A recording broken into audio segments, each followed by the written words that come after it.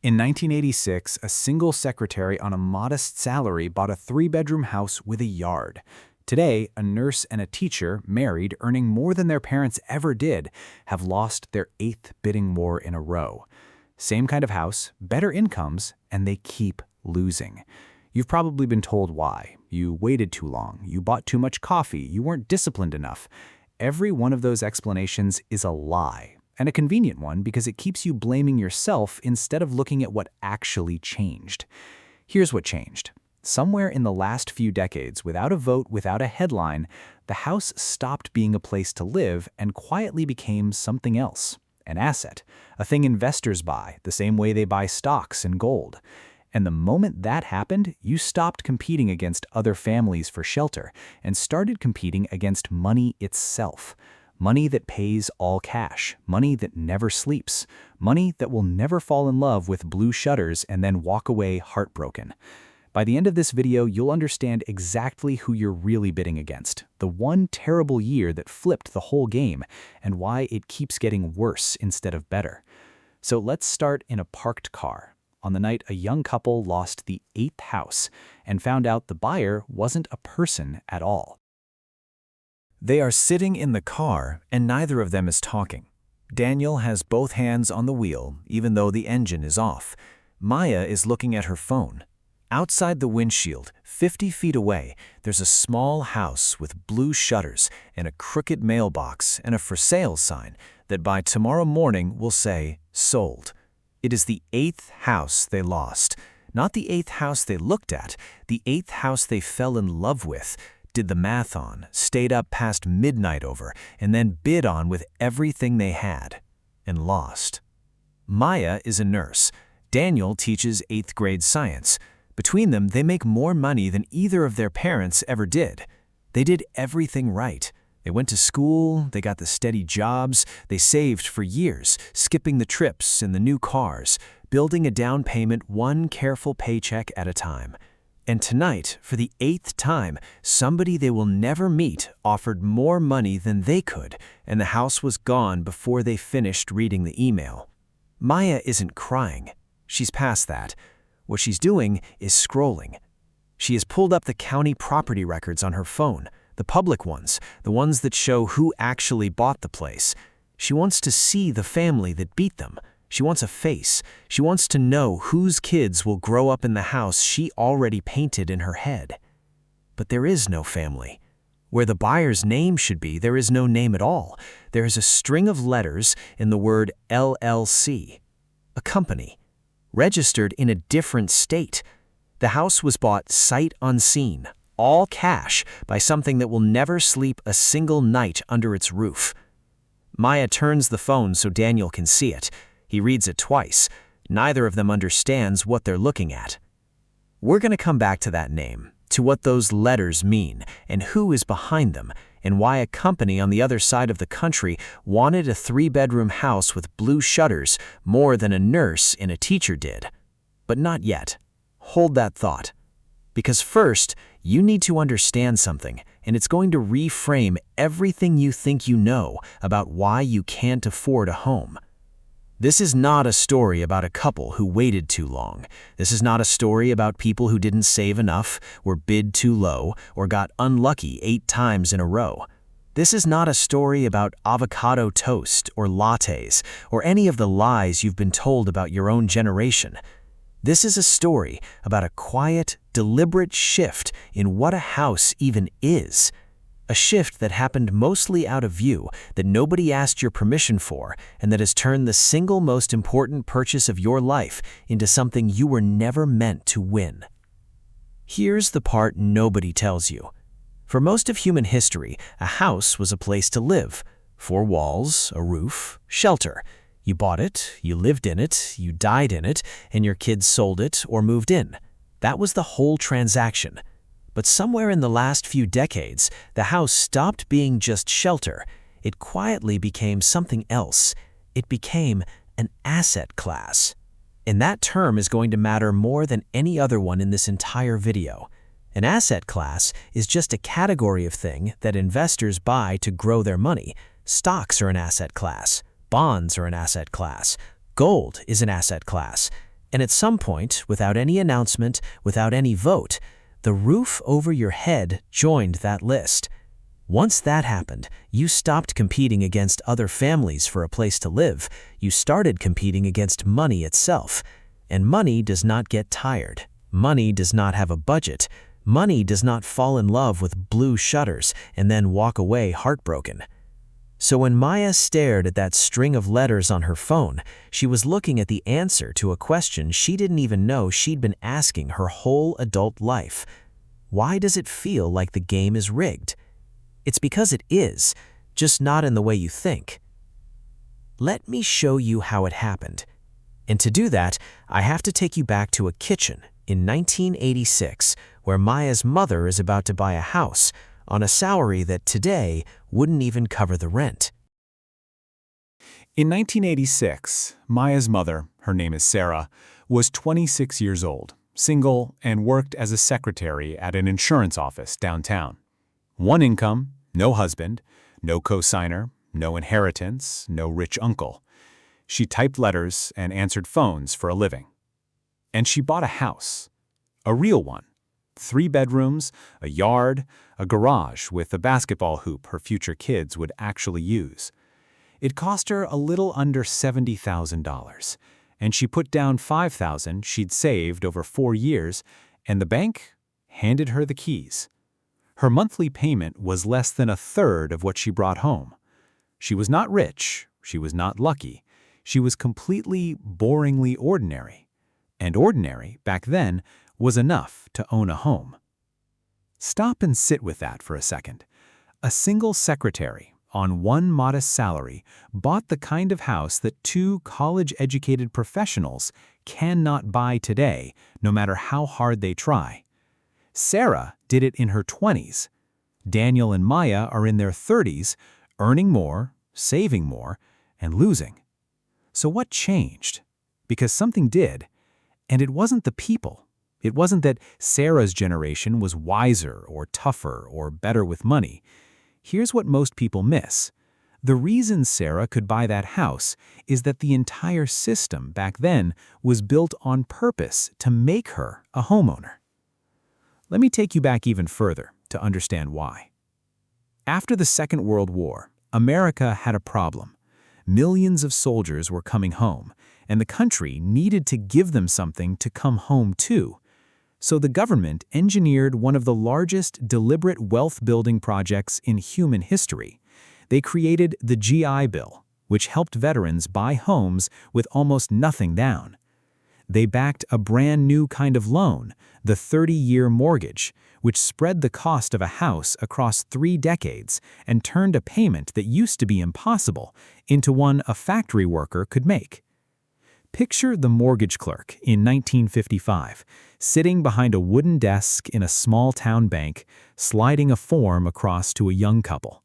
He doesn't know it, but he is part of a machine designed to manufacture a middle class. Whole suburbs went up almost overnight, rows of nearly identical houses, cheap to build, cheap to buy, sold to anyone with a steady job. For the first time in history, owning your own home wasn't something only the wealthy did, it became the default. It became the thing ordinary people were supposed to have. That's the world Sarah bought into in 1986, the tail end of a 40-year stretch where the whole point of the system was to turn working people into owners. Now, watch what happens next, because that machine, the one built to create homeowners, slowly, quietly, got pointed in the opposite direction. Come back to the present. It's almost 1 in the morning, and Daniel and Maya are at the kitchen table with a laptop open between them and a spreadsheet on the screen. This is their ritual now. After every loss, they redo the numbers, as if maybe this time the math will come out different. It doesn't. The house with the blue shutters listed for $420,000. That's 6 times their combined yearly income. When Sarah bought her house in 1986, the price was a little under 3 times what a typical household made in a year. The ratio has doubled. The house, measured against a paycheck, has become twice as heavy. And that's before the interest. Daniel pulls up the loan calculator. With the down payment they've scraped together and the rates as they are now, the monthly payment on that little blue shuttered house would eat nearly half of everything they bring home. Not a third, like Sarah. Half. And that's if they could even win the bid, which 8 times now they could not. So they sit there, two people who did everything they were told to do, staring at a screen that keeps telling them the same thing. The thing nobody said out loud when they were kids being promised that hard work pays off. The deal that built their parents' lives is no longer on the table. This is not a math problem they're bad at. This is not a budget they're failing to stick to. This is not a discipline issue or a savings issue or a them issue at all.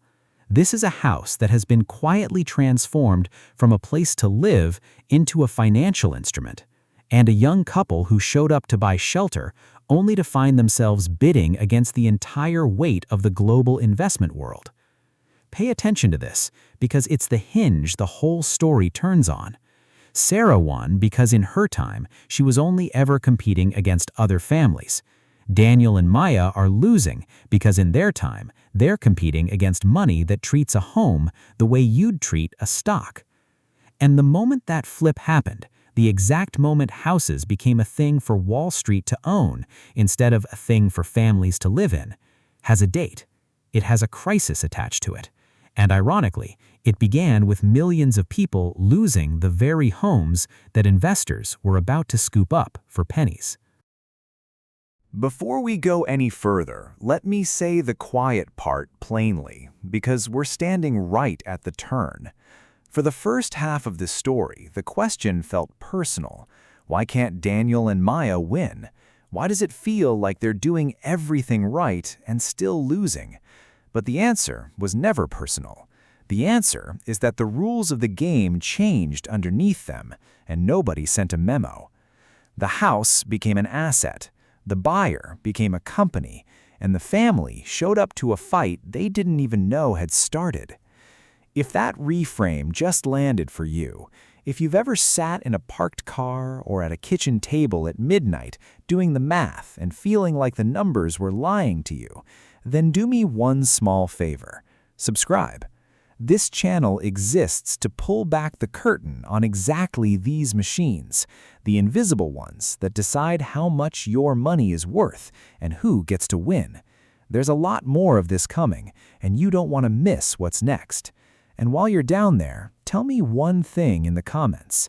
We'll get to it more at the end, but start thinking about it now. How many homes did you or your parents bid on before they got one? 1? 2? Or are you on number 8, like Daniel and Maya? Okay, now let me show you the machine, because to understand who outbid them, you have to go back to the worst year the American housing market has ever seen, and the handful of people who looked at that disaster and saw the opportunity of a lifetime. The year is 2008, and across America, the lights are going out, one house at a time. You remember this, or you've heard about it. The housing market, which everyone swore could only go up, came apart all at once. Banks had handed out millions of mortgages to people who could never afford them, then sliced those loans up and sold them around the world as if they were safe. When the payments stopped coming, the whole tower of cards fell, and the people standing underneath it were ordinary families. Picture the street, not a stock chart, a street. By the bottom of the crisis, somewhere around 4 million American families would lose their homes to foreclosure. 4 million. Move-out boxes on the lawn, kids changing schools in the middle of the year, yellow notices taped to front doors on streets that, a few years earlier, had felt like the safest places on earth. A man somewhere is standing in his own empty living room, holding the keys he no longer needs, listening to the echo. This is the grief at the center of the whole story. Real people, real homes, real losses. Hold on to that, because here's where it gets remarkable and a little dark. While millions of families were being pushed out of their houses, a small number of very powerful people were looking at those same houses and doing a very different kind of math. One of them was a man named Stephen Schwartzman. He runs a firm called Blackstone, one of the largest investment companies on Earth, the kind that manages money for pension funds and billionaires and entire countries. And around 2011 and 2012, as the wreckage settled, Schwartzman's firm saw something almost nobody else had the scale to see. There were now millions of perfectly good houses sitting empty, going for a fraction of what they'd cost a few years before, and there was a whole generation of people who had just lost their homes, people who would now need somewhere to rent. Do you see it? The same catastrophe that destroyed a family's wealth created the single greatest buying opportunity in the history of American real estate. The houses were cheap because families were desperate, and desperation, to a fund the size of Blackstone, doesn't look like tragedy, it looks like inventory. So they started buying, not one house, not 100, tens of thousands of single-family homes all across the country in the neighborhoods hit hardest. Blackstone poured billions into it and built a company called Invitation Homes for exactly this purpose, to own houses, rent them back to the very kind of people who used to buy them, and collect a check every month. And here is where you need one more word, because it explains how they could buy faster than any family on earth could keep up. The word is leverage. In finance, leverage means borrowing money to make a bet far bigger than your own cash could ever make. A family saves for years to put down a slice of one house. A firm like Blackstone borrows enormous sums at rock-bottom interest rates because, remember, after 2008, the Federal Reserve cut the cost of borrowing to almost nothing and uses that borrowed money to buy thousands of houses at once. Think about what that does to a bidding war. You, a real human, show up with a pre-approval letter and a down payment that took 5 years of skipped vacations to build. Across the table, invisible to you, is an investment fund borrowing money at almost 0%, able to pay all cash, close in a week, and skip the inspection. Now watch what happens next. Who wins that house? Every single time. It isn't you. This is the moment the machine that built homeowners finished turning around and started building landlords instead. Not because of one villain twirling a mustache, because of a system that after the crash made money for the wealthy nearly free, made houses temporarily cheap, and made renting them out wildly profitable. The incentives all pointed the same direction, toward Wall Street owning the street you grew up on. And it didn't stay contained to the crash years.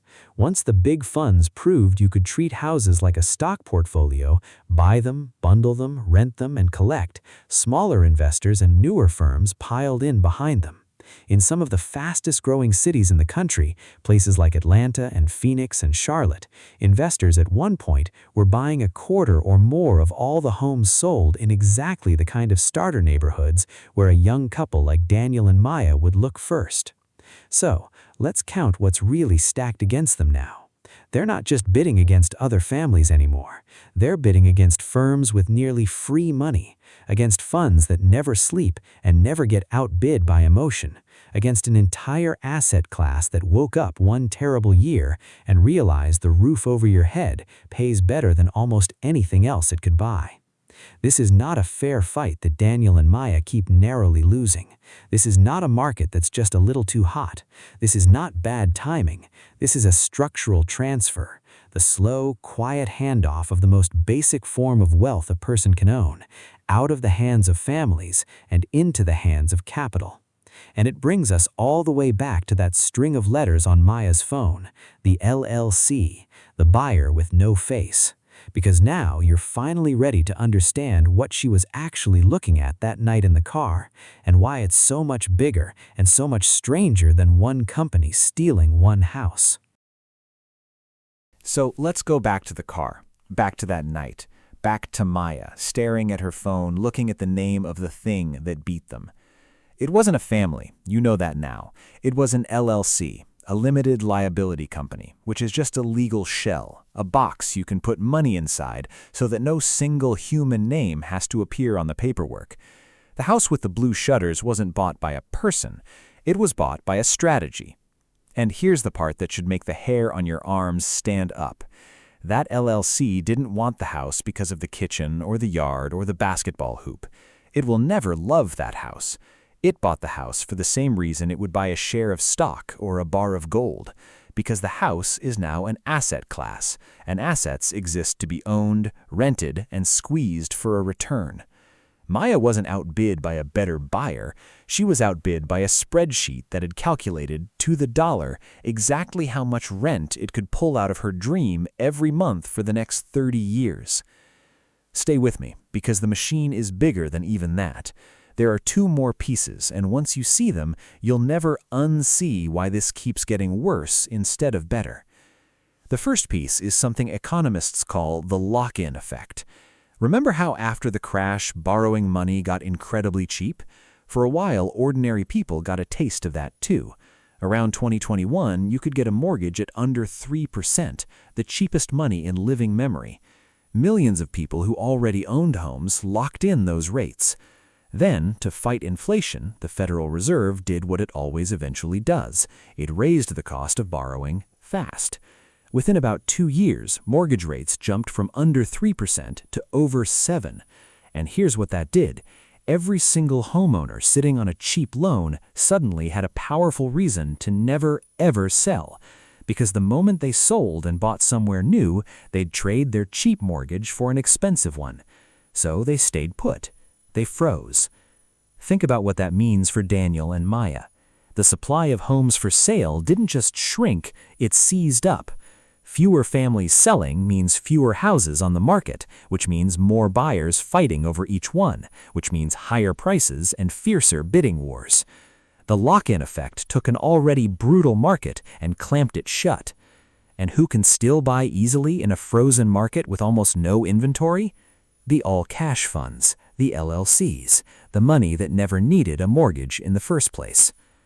But the second piece is the one that makes me genuinely angry, because it's the most fixable, and we choose not to fix it. Here's the part nobody tells you. In most American cities, it is illegal to build the kind of housing that would actually make homes affordable again. The majority of residential land in cities across the country is zoned for single-family detached houses only, which means, by law, you cannot build a duplex, a small apartment building, a fourplex, the cheaper and denser housing that used to let young people and working families get a foot on the ladder. We have quite literally made it against the rules to build our way out of the shortage. So now you can see the whole machine. Picture it all at once. On one side, an entire asset class of investors with nearly free money buying houses by the thousands and never selling. In the middle, existing homeowners frozen in place by the lock-in effect, too afraid to give up their cheap loans. And underneath it all, a wall of zoning laws making it illegal to build the cheaper homes that would relieve the pressure. Demand pushed up from every direction, supply choked off from every direction, and a generation of Daniels and Mayas standing in the narrow, shrinking gap in between. Now step back and look at the shape of the whole thing, because we've seen this shape before. For 40 years after the war, America ran a machine designed to turn working people into owners. The GI Bill, the 30-year mortgage, the suburbs, a deliberate engine for building a middle class out of home ownership. Then came 2008, and in the wreckage of that crisis, the machine quietly reversed.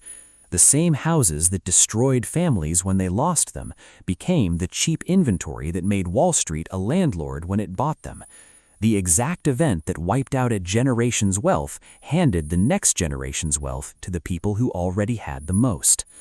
The crash didn't just hurt families, it changed who was allowed to own. And that is the real reason. Not that you waited too long, not that you bought too much coffee, not that you weren't disciplined enough or didn't want it badly enough.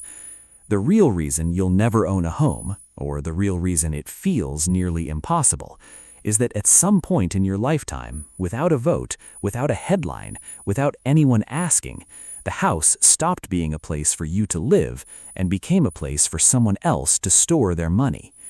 Maya understood it, sitting in that car. Maybe not in those words, but she felt it. The strange, hollow grief of losing a fair fight you were never actually in. She wanted a home. The thing across the table wanted a return. And in a contest between a family's love and a fund's math, the math wins. It wins every time. It was built to. She put the phone down. Daniel finally started the car, and as they pulled away from the little house with the blue shutters, somewhere in a database neither of them would ever open, the LLC that beat them was already scanning the next listing, and the next one, and the one after that. So where does that leave you? Sitting where Daniel and Maya sat, maybe? Wondering if the door closed before you ever reached it? Before I give you the 3 things to take away from all of this, one quick thing. If this video made something click, if it put words to a frustration you've been carrying for years, share it with the one person in your life who keeps blaming themselves for not being able to buy a home. They need to hear that it isn't them. And subscribe, because understanding the machine is the first step to not being crushed by it, and we take apart a new machine like this every single week. Now, the 3 takeaways. Hold on to these. First, the truth. The reason homes feel impossible isn't that you're failing, it's that the house itself changed jobs. It used to be shelter. It became an asset class, something investors buy with cheap, borrowed money, hold forever, and rent back to the people who used to own it. You were not losing bidding wars against families. You were losing them against capital, and capital does not get tired. Second, what it means for you. You are not powerless, but you have to play the real game, not the old one. That means knowing that the rules your parents won under are gone, and that the path now runs through things they never had to think about. Building wealth in assets you actually can own, even small ones, while the cost of the big one keeps climbing. Voting, locally, for the boring zoning fights that decide whether anything cheaper ever gets built. Refusing to carry shame that was never yours to carry. The system was redesigned. Pretending it wasn't only helps the people who redesigned it. And third, the one I most want you to feel. A home was never supposed to be a trophy you win against Wall Street. It was supposed to be the baseline, the floor, the ordinary thing a nurse or a teacher or a single secretary could expect from an honest life's work. The grief you feel when you lose that 8th house isn't weakness, and it isn't entitlement. It's your memory of a promise, the promise your country made to your parents and quietly broke before it got to you. Feeling that loss clearly is not despair. It's the beginning of demanding the promise back. Daniel and Maya are still looking, by the way. Still saving, still showing up to open houses on Saturday mornings with hope they have every right to and a system stacked against them they didn't build. Maybe they'll win the 9th one. Maybe they'll win the 15th. Maybe they'll decide the whole game is rigged and go build a different kind of life entirely. I don't know how their story ends, but I know it was never a story about them being not enough. So, let me leave you with the question I want you to answer below. How many homes did you or your family have to bid on before one was finally yours? And did you ever find out who you were really bidding against? Tell me in the comments. I read them. Because the first step to changing a machine like this is simple. More of us have to see it for what it really is. Not bad luck, not a personal failure. A choice somebody made about who gets to own the roof over their head. And now, you've seen it too. So now you can see the machine, the same one that beat Daniel and Maya 8 times in a row, the one nobody asked your permission to build. And if this gave you even one new way to look at your own money, do me a quick favor. Drop a comment with how many homes you've bid on. I read them, and those stories matter more than you think. Then here's your next move. I made a video on how the people winning this game quietly build real wealth in the assets you actually can own on any salary. It's on your screen right now. Tap it. And if you want this channel to keep taking these machines apart with you week after week, hit subscribe. Take care of yourself out there. I'll see you in the next one.